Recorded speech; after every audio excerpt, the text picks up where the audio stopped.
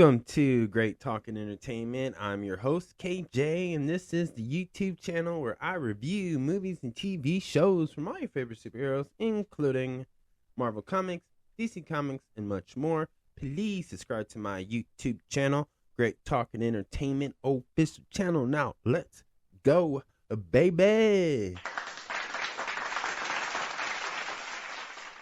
Welcome to the back, everyone. My name is KJ, and I am the host of Great Talking Entertainment official channel, and today's video is my spoiler review for the new FX series slash Disney Plus slash Hulu series as well, Alien Earth, and this is episode 3 spoiler review. So if you have not seen this amazing show yet, please pause this, but before you run off and watch this show, could you hit that thumbs up button? I would truly appreciate that. That would help my YouTube channel to grow, and I just would say thank you in advance. So, again, come back, watch this, and then check out the spoiler review, and let me know in the comments below what did you think of Alien Earth Episode 3, and what's your fan theories of what could happen next. So, again, this is a spoiler review. Y'all been warned. Now, let's get into it.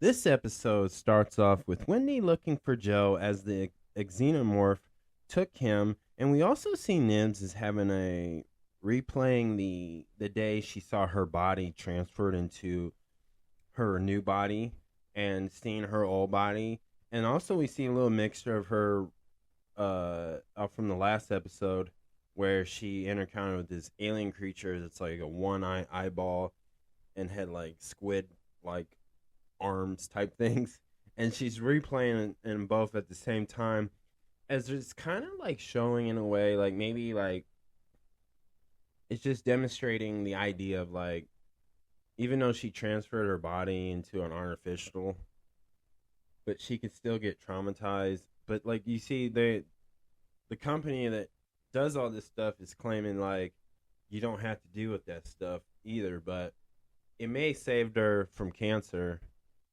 type, but it didn't really save her from this. And you know what's really interesting too is throughout this whole episode we're starting to see the cracks.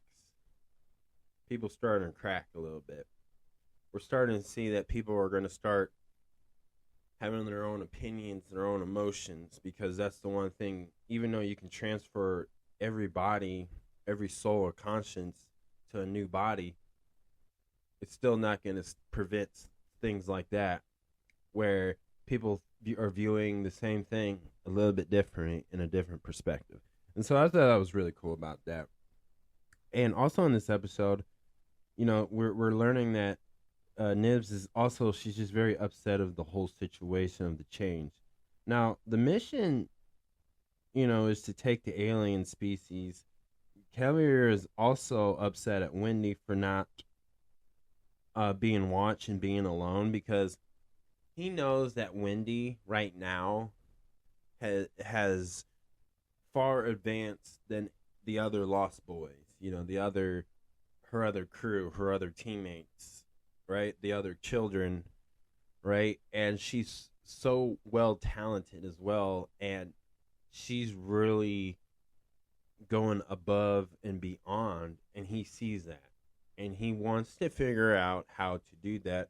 So when you leave somebody like Wendy alone, you know, it can cause some damage. She may get hurt. She may get, you know, executed. You know, this is an ex-xenomorph. If that thing wanted to throw hands at Wendy, it's going to throw hands at her. You know, you can't. This is an alien creature. Like, you might not want that smoke. You might not want the smoke. And he knows that. Cavalier knows that. Wendy, she believes she wants the smoke. You know, so even though she could take it on, she probably could whoop it. But Cavalier's not sure. You know, you gotta be extra cautious. So, you know, he's a little upset about that. Wendy and Joe encounter this xenomorph, and the thing is literally toying with it, like it's kind of like an alpha male. It's kind of like a lion or a tiger or some sort of creature like that. Even a wolf. Even a wolf would do something like that, right? And it's just toying with them, just messing with them. And as it gets ready, Wendy took a stab at this creature, and I was wondering when we're going to see that iconic green acid blood. I didn't know like when they were going to show it, and really let it do its thing, and just show how much that thing can hurt you in so many ways. And what's interesting, it didn't affect Wendy. I think she dodged it, or I don't think the skin was damaged. I think her skin, her new body can handle an impact like that. That's what I think. Like if Joe did it, oh, Joe's gone. Joe's gone. Like that, if Wendy didn't pull him out the way she did, he would have been gone, bro. Like, and we see this fight, it's really awesome. But I really like the visual and the CGI to it, because like back then they probably like, I mean the older films obviously the digital effects a little bit, but a lot of it was made custom made, like props, because that was a different time, obviously. But to see where like obviously today's technology in producing films and shows, I really feel like they really got this acid to look really cool. It looks more realistic of like what green acid would look like, right? And I love the details around it. I paused that episode just to see that acid on the ground. And you can tell if you watch it, if you go back to that episode where they're kind of fighting that creature and you just pause it, right? The detail they put into that is so good. You can tell like that road or the parking lot area it might be on a higher level or whatever, but you can see the road, the concrete of that parking lot just dissolving. Like it's becoming nothing. And it's so detailed. I don't know why I nerd out on this, but it was so well done. Because I was curious, like how they're gonna pull that off, and to see like now they can do things a lot better with it. And because obviously we're in a new age of producing films and shows, so I was really curious with that, and I couldn't wait to see it. When I finally saw it, I was like, wow, this is really good. But the details just around it, just showing like that concrete just dissolving, that blood acid just eating it up, like num num num num. It was just, I thought that was really cool. And with that, and I love like the idea of like Wendy like uses hook type thing and had that creature's tongue of another creature and dragged it to that elevator type thing and just crushed it. And I thought that was really cool. But they were both damaged badly damaged basically. And this is like the beginning to see Wendy get knocked down like that. But it took a lot. Obviously Joe, he's gonna get damaged, but luckily they got rescued. The cyborg dips out at the same time because he's like, I can't do this. He has to come up with a different plan, which he does, and we see that later on. But he wants to know why the Lost Boys are there and they're on that ship, and everyone returns as Cavalier is excited to have these xenomorph species, and it also seems he's not happy, as well. So with the plan, because it may not go well as he was hoping, but we're seeing him kind of just getting ready to take this idea of what he has plans to a new level. Krish is now in charge of the alien species experiment, because we see that when Cavalier was gonna get close to that egg, that baby xenomorph was gonna devour him, like take over his body pretty much, because that's what we're learning about these, like that one eyeball creature. It can like take over your body and like do things you couldn't imagine, and like it would end your life and take it over. So it's like it's just crazy. Now it goes back to the cyborg. They seem obviously scared, and they just reminded us like these are kids in a cyborg slash AI artificial body. So they're trying to scare and they're just trying to survive.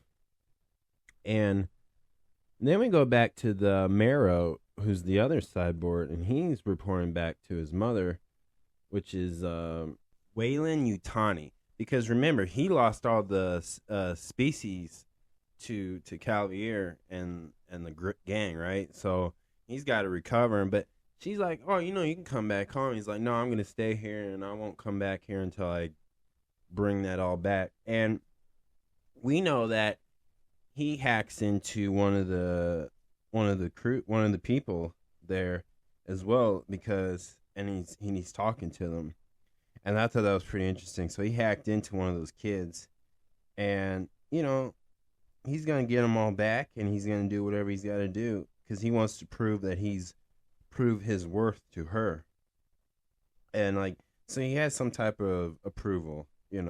That's why he calls her mother. And what's interesting because like I know in this in the comic books and in the movies as well, there is a queen xenomorph who they call mother. And I don't know if she's gonna become one, probably won't. But I thought, okay, so Callier has that Peter Pan feel, and this one, Utani, has this mother like theme going on, and I don't know where there's many ways there's many like Disney. I was thinking because of Disney, there's many ones that Disney movies, classic ones that I can see that she can refer. So I think like Snow White. I think of Beauty and the Beast. I was also thinking about Cinderella. Like, there's so much. I don't know if she has the idea of being like the evil queen or the evil stepmother type vibe, but I get both of that too. So he's really trying his best because maybe he feels like he's the beast. Maybe he feels like he's one of the seven dwarfs.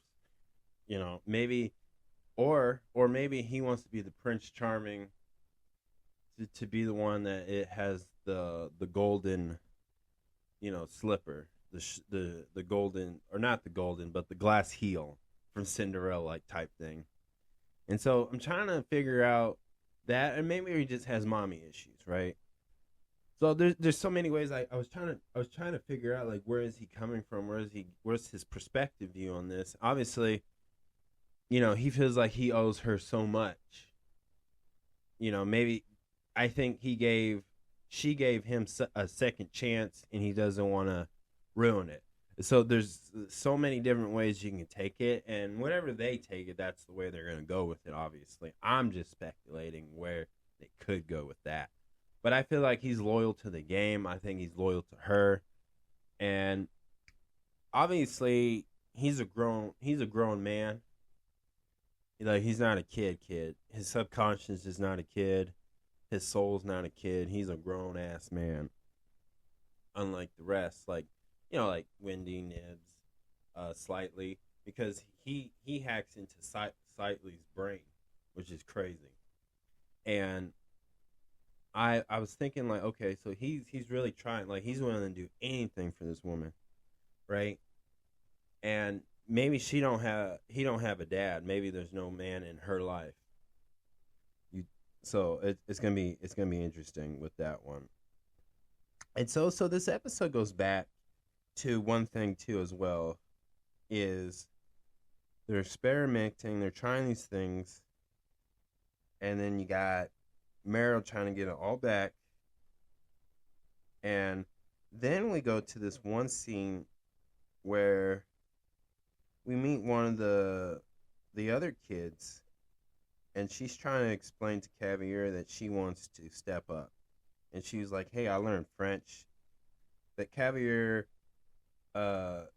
says what makes a prodigy is. And he mentions the idea, because he's using the Peter Pan like book, and it's the Disney one, so you kind of have to have that Disney Peter Pan movie in your head when you watch this in a way. that it's a children's imagination is unlimited. And what that means to him is that adults don't are limited. Maybe creativity, maybe a limited, you know. And but we're not talking about making a song. We're not talking about making a YouTube channel or a podcast.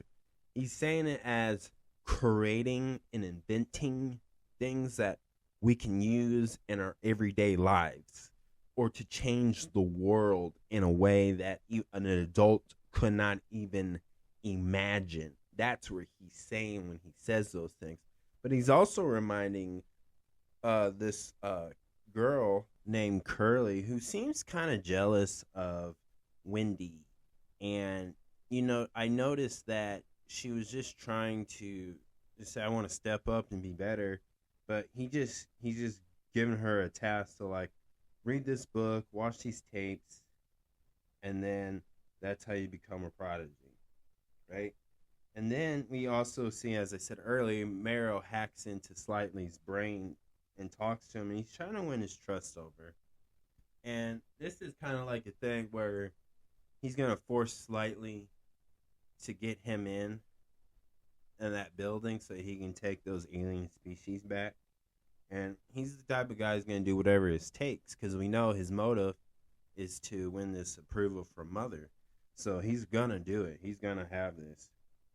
And then in the next scene, we see Joe have surgery on his lung, and they added a new lung. And what's really interesting, I believe they took Joe's old damaged lung, and they're using it as Krish is putting the baby xenomorph in there, and so it can grow, because that's the only way that baby xenomorph can grow is into a human body to become the adult version of it.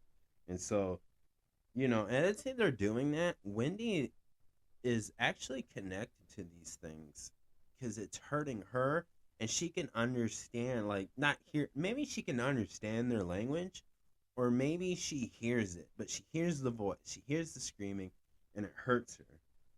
And it's kind of like a way like Ellen Ripley did. I don't know if she's related to her. I would assume that Wendy could be her mom or like great grandma, something like that. So we're seeing a little bit of a power struggle with that too. So it's gonna be really interesting where that goes. So let's talk about some topics that I noticed out of this episode that kind of changes us up, because one thing that got retconned was the two movies, Alien Prometheus and Covenant, got retconned for some reason, because they changed it up a lot, because the timeline now doesn't add up to those films, and I wonder why they did it. But here's what I'm talking about. So in this episode, we see the scene where Marrow was talking to Weyland-Yutani. He said he was on that spaceship for 65 years. Now, here's the problem. Well, not a problem, but here's where they retcon it. Alien Earth is in 2120, and Prometheus was 2093. Marrow would have left at the year 2055 if they didn't recon those two films, which that means David never created those species. Now, how do I feel about that? I figured at some point throughout the years, something like that would have happened. I think the studios agreed with it. And I think they always been saying they're trying to make this somewhat of a cinematic universe with the future films and like the Predator films that's coming out in the near future, maybe like next year, I believe, or whatever. But I think the idea of them doing that was, I think they are trying to make it more simpler, more understandable. And obviously the number one thing I can see is make it where you don't have to do so much homework type feel. Like, if you watch this show, they got like, oh, I got to watch all the Alien movies. No. You should. I would recommend it. But if you didn't want to watch the next upcoming film of Alien, of a film, right? That's going to hit theaters. I don't know when, obviously, but they are going to make one, but it's by a different director, of course. And it might be the one who's usually the main one who did it before. I can't remember. But the point is, I think they retcon these two films, Prometheus and Covenant, so it doesn't confuse people. I thought they could work it. I didn't think they should, but I'm okay with it. At the end of the day, but I could see, like, I don't think it's gonna upset the die-hard fans to this franchise, but this does somewhat clean up the timeline if they're trying to connect this prequel, which they are obviously, to all the other previous films that have already been made in the years. And obviously they're trying to do like the Marvel Cinematic Universe in the way, which is it's pretty obvious, but in a more sci-fi horror way, which is fine. And so, in my opinion, again, I think it's fine with me. I'm not too upset about it like that.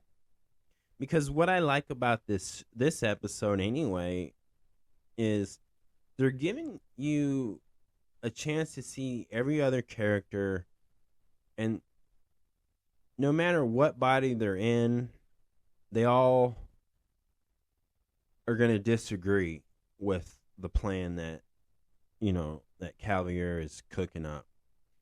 You know, we see like Krish, he's obviously concerned. He's not real thrilled doing these experiments with these alien species. Wendy is obviously not thrilled of what's actually going on. And we also starting to see a lot of the other children have some type of jealousy of Wendy. Not all, but I think when Joe's in the mix now, it makes them think of their family. And I believe that this is probably going to lead up, probably in episode 4, where we're going to hear some sly remarks from them, because obviously they want to feel as special like Wendy is to Cavalier, because he's the guy that created this stuff. He's the guy that made it all work. And so there's going to be a power struggle and a lot of jealousy. And this is kind of hinting to backstabbing in a way, because Wendy's like on this high pedestal right now. And I don't think she realized it, because she's just a child in a new body, of course.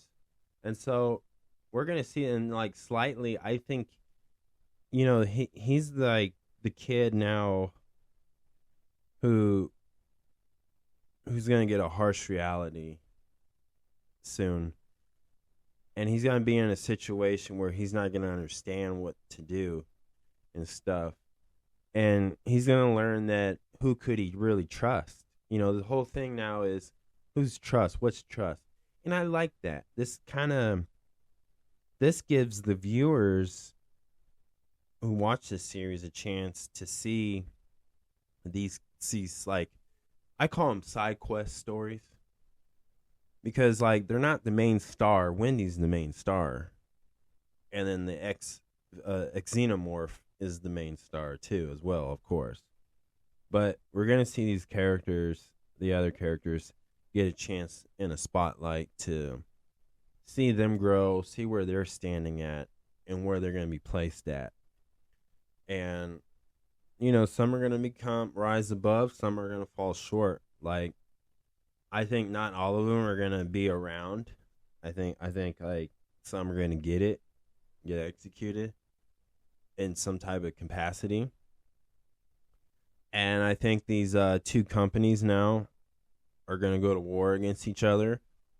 And I think both of them at the end are gonna lose Xenomorph because of like just egotistics. But we're seeing like who wants to change the world, and it's gonna be very like one of those big battles. But I think they're both gonna lose at the end of this season 1.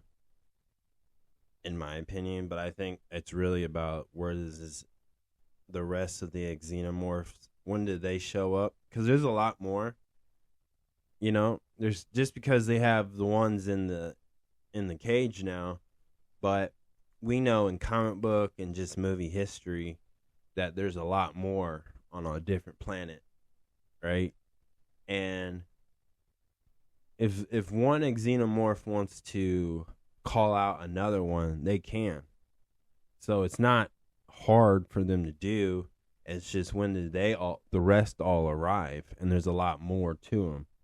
So there could be a lot going on, like, because we know this is there's bigger planets that have these creatures on there, and they can get on to another planet, including Earth. So it's not far fetched, but that's what I think at the end is going to be a lot more xenomorphs invading this planet Earth. So that's where I see it really leading to, and they're kind of foreshadowing it in this episode in a way, because everybody's just trying to do a power struggle, and then you got all those kids are just trying to figure out where they stand and where their place is at in life, and they're not really focusing on what exactly to come in the near future down further episodes. So that's where I think about it, and I really like how they're just foreshadowing that in a way, because it's just a building up